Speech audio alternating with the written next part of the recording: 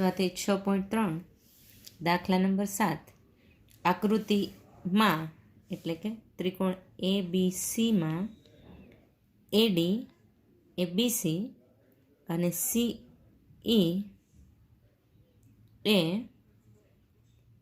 AB પરના વેધ છે જે એકબીજાને P બિંદુમાં છેદે છે. તો સાબિત કરો કે ત્રિકોણ AEP એટલે કે AEP અને CDP એટલે કે આ બે ત્રિકોણ છે એ સમરૂપ થાય. બીજું છે ABD અને ABD અને CBE એટલે કે આ આખો ત્રિકોણ અને આ ત્રિકોણ એકબીજાને સમરૂપ થાય. ત્રીજું છે AEP અને ADB આ ત્રિકોણ એકબીજાને સમરૂપ થાય. ચોથું છે PDC એટલે કે આ ત્રિકોણ અને BEC આ આખો ત્રિકોણ છે એકબીજાને સમરૂપ થાય. આ તમારે સાબિત કરવાનું છે. તો પક્ષમાં આવશે ત્રિકોણ ABCમાં AD લંબ BC એટલે કે AD લંબ BC છે અને CE લંબ AB છે.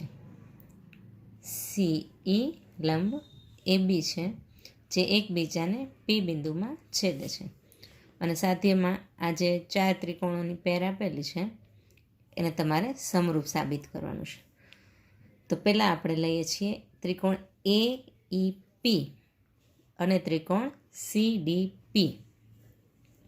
તો AEP અને CDP આ બંને ત્રિકોણમાં ખૂણો E અને ખૂણો D બે કાટખૂણા છે એટલે એ બંને છે સમાન થશે. એટલે કે ખૂણો AEP બરાબર ખૂણો CDP કાટખૂણો છે. બીજું આ બંને ત્રિકોણમાં ખૂણો P છે એ સામાન્ય છે એટલે ખૂણો APE અને ખૂણો CPD સામાન્ય પણ થશે અને અહીંયા ક્રોસ થાય છે, ચોકડી થાય છે એટલે અભિકોણ પણ થશે. તો ખોખું શરત મુજબ આ બંને ત્રિકોણ છે એ કેવા થશે? સમરૂપ થશે. હવે બીજું છે ABD અને CBE એટલે કે ABD CBE આમાં પણ તમે જોઈ શકો છો કે ત્રિકોણ ABD અને CBE આમાં બંને એક જોડ ખૂણાની મળશે, એક કાટખૂણો મળશે અને બીજો બંનેમાં B ખૂણો છે એ સામાન્ય થશે. તો ત્રિકોણ ABD અને ત્રિકોણ CBEમાં ખૂણો ABD અને CBE સામાન્ય ખૂણો થશે અને ખૂણો D અને ખૂણો E કેવા થશે? કાટખૂણો. તો ખોખું શરત મુજબ આ બંને ત્રિકોણ પણ કેવા થશે? સમરૂપ થશે. ત્રીજું આવે છે AEP અને ADP. AEP ADB તો AEP એમાં ખૂણો E કાટખૂણો છે અને ADB એમાં ખૂણો D કાટખૂણો છે. તો ખૂણો E અને ખૂણો D કાટખૂણો થશે અને બંને ત્રિકોણમાં ખૂણો A છે એ સામાન્ય હશે એટલે ત્રિકોણ AEP અને ત્રિકોણ ADBમાં ખૂણો E અને ખૂણો D કાટખૂણો છે અને ખૂણો A બેમાં સામાન્ય છે એટલે ખોખું શરત મુજબ આ બંને ત્રિકોણ પણ સમરૂપ થશે. સેમ એવી જ રીતે PDC અને BECમાં ખૂણો D છે અને ખૂણો ઈ છે એ કાટખૂણા છે અને બંનેમાં ખૂણા સી છે એ કોમન છે, સામાન્ય છે. એટલે ખોખું શરત મુજબ આ બંને ત્રિકોણો પણ સમરૂપ થશે. ત્યાર પછી છે આ આકૃતિ બતાવેલી છે, એમાં ત્રિકોણ એબીસી અને ત્રિકોણ એએમપી કાટકોણ ત્રિકોણ છે. એટલે કે ત્રિકોણ એ બી સી અને એએમપી આ બે ત્રિકોણ છે કાટકોણ ત્રિકોણ છે અને ખૂણો બી અને ખૂણો એમ એ કાટખૂણા છે. તો સાબિત કરવાનું છે કે ત્રિકોણ એ બી સી અને એએમપી એ બે ત્રિકોણ છે એ કેવા થાય? સમરૂપ થાય. અને સી એ છેદમાં પી એ બરાબર બીસી છેદમાં એમપી એ ગુણોત્તર છે એ સરખો થાય. તો આપણું પક્ષ થશે ત્રિકોણ એબીસી અને એએમપી કાટકોણ ત્રિકોણ છે અને ખૂણો બી અને ખૂણો એમ છે એ 90 ડિગ્રીનો છે. આ બંને છે આપણા સાધ્યમાં આવશે. તો પહેલાં આપણે પહેલું છે એ સાબિત કરશું. તો ત્રિકોણ એ બી સી અને એએમપીમાં એટલે કે એ બી સી અને એએમપીમાં ખૂણો એમ અને ખૂણો બી બંને કાટખૂણા છે અને આ બંને ત્રિકોણમાં ખૂણો એ છે એ સામાન્ય ખૂણો છે. તો ત્રિકોણ એબીસી અને ત્રિકોણ એએમપીમાં ખૂણો એ બી સી અને ખૂણો એએમપી કેવા છે? કાટખૂણા છે અને ખૂણો એ બંનેમાં સામાન્ય છે. તો ખોખું શરત મુજબ ત્રિકોણ એબીસી અને ત્રિકોણ એએમપી આ બંને ત્રિકોણ કેવા થશે? સમરૂપ થશે. હવે આ સમરૂપતા મળી ગઈ, એ જ સમરૂપતાનો ઉપયોગ કરવાનો છે આપણે. તો ત્રિકોણ એબીસી અને એએમપી સમરૂપ થશે એટલે કે આ એ, આ બી, આ સી એની સાથે આવશે એ એમ પી. તો એસી એના છેદમાં આવશે એપી અને બીસી એના છેદમાં આવશે પીએમ. એટલે કે તમારે સાબિત કરવાનું છે સીએ છેદમાં પીએ, સીએ છેદમાં પીએ બરાબર બીસી છેદમાં એમપી. બરાબર, એ આપણું સાબિત થાય છે. ત્યાર પછીનો દાખલો છે ત્રિકોણ એબીસીના ખૂણા એસીબી એટલે કે આ ત્રિકોણ એબીસી છે એનો ખૂણો સી એનો દ્વિભાજક છે સીડી. એ બાજુ એબીને ડી બિંદુમાં છેદે છે. સેમ એવી જ રીતે બીજો ત્રિકોણ છે એફ ઈ જી.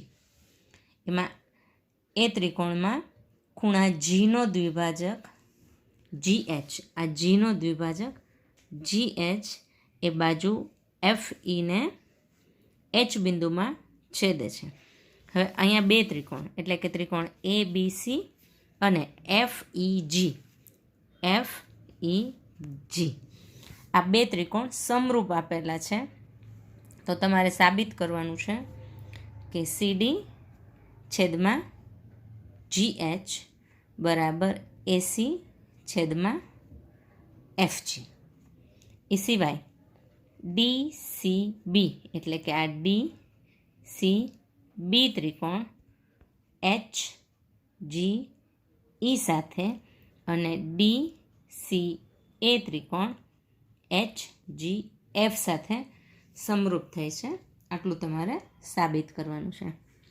તો અહીંથી તો આટલું છે એ તમારા પક્ષમાં આવશે અને આ છે આપણું સાધ્યમાં આવશે, જે તમારે લખી લેવાનું રહેશે. સાબિતી શરૂ કરું છું. ત્રિકોણ એ બી સી અને ત્રિકોણ એફ ઈ જી આ બે ત્રિકોણ છે એ સમરૂપ છે. સમરૂપ છે મતલબ એના બધા જ ખૂણાઓ છે એ કેવા છે? સમાન છે.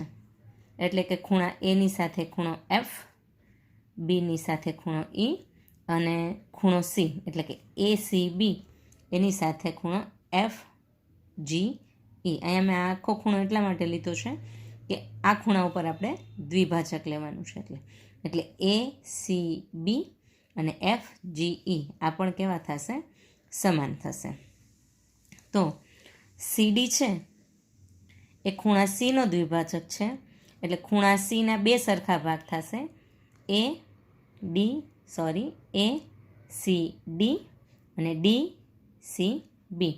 સેમ એવી જ રીતે આ ત્રિકોણમાં જી એચ છે એ ખૂણા જીનો દ્વિભાજક છે, તો ખૂણા જીના બે સરખા ભાગ થશે, એફ જી એચ અને એચ જી ઈ. હવે ખૂણો સી અને ખૂણો જી એટલે કે આ બંને ખૂણા છે એ સરખા થાય છે, સમાન છે, સમરૂપતા આપેલી છે પરથી.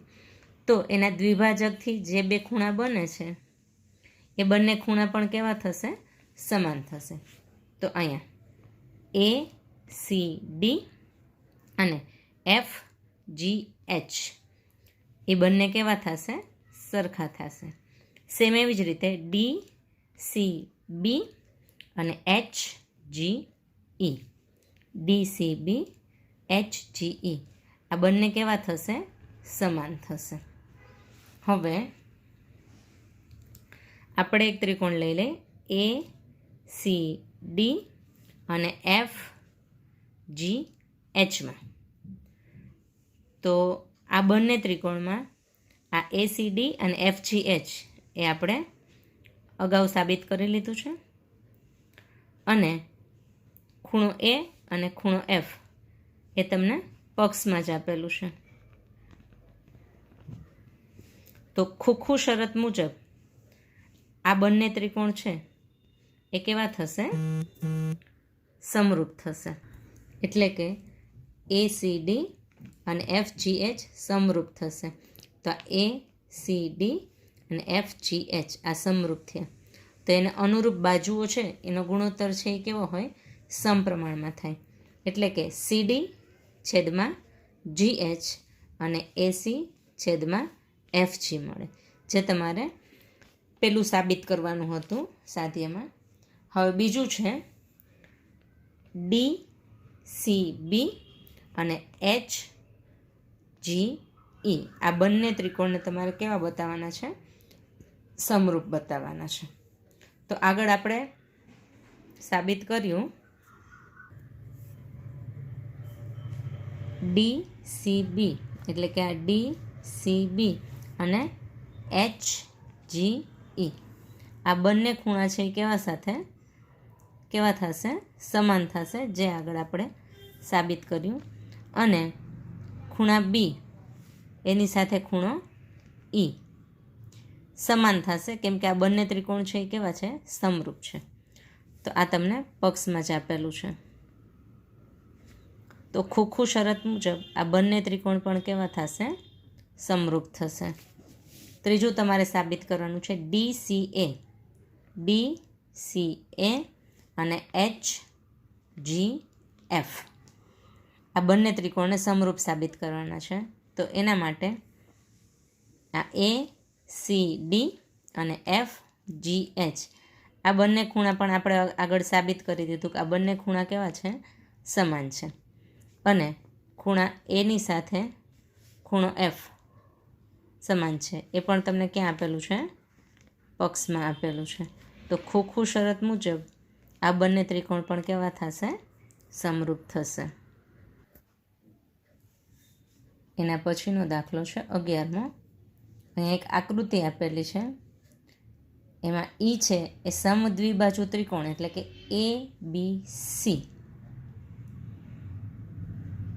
ની લંબાવેલ બાજુ સીબી પર ઈ બિંદુ આવેલું છે, અને આ સમદ્વિબાજુ ત્રિકોણમાં એ બી અને એસી આ બે બાજુ છે એ સમાન છે.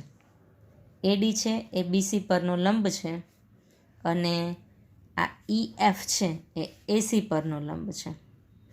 તો તમારે સાબિત કરવાનું છે એ બી ડી એટલે કે એ બી ડી આ ત્રિકોણ અને ઈ સી એફ આ ત્રિકોણ છે એ સમરૂપ છે, તમારે સાબિત કરવાના છે. તો પક્ષમાં તમારે અહીંયાથી આટલું લખવાનું છે, સાધ્ય મેં અહીંયા લખેલું છે.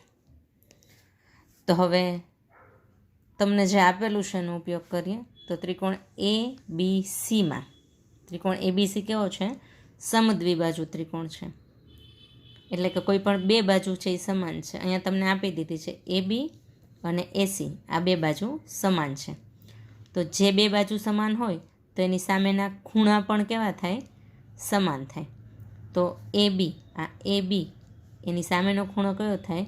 તો ખૂણો C. અને AC બાજુની સામેનો ખૂણો કયો થશે? B. તો ખૂણો ACB અને ખૂણો ABC આ પણ કેવા થશે? સરખા થશે. હવે આ જ ત્રિકોણમાં BC બાજુ ઉપર D બિંદુ છે, તો હું ABC ખૂણાને ખૂણો ABD પણ લખી શકું. એટલે ABCની જગ્યાએ મેં લખ્યું છે ABD. અને CB બાજુ ઉપર E બિંદુ આવેલું છે અને AC ઉપર F બિંદુ આવેલું છે. તો ACB જે ખૂણો છે એને હું FCE પણ લખી શકું. એટલે ACB પરથી મેં લખ્યું છે FCB. અને હું રિઝલ્ટ 1 કહી દઉં છું. હવે આપણે જે બે ત્રિકોણ છે એ સમરૂપ બતાવવાના છે, એ બે ત્રિકોણ લઈ લઈ. તો ત્રિકોણ ABC અને ત્રિકોણ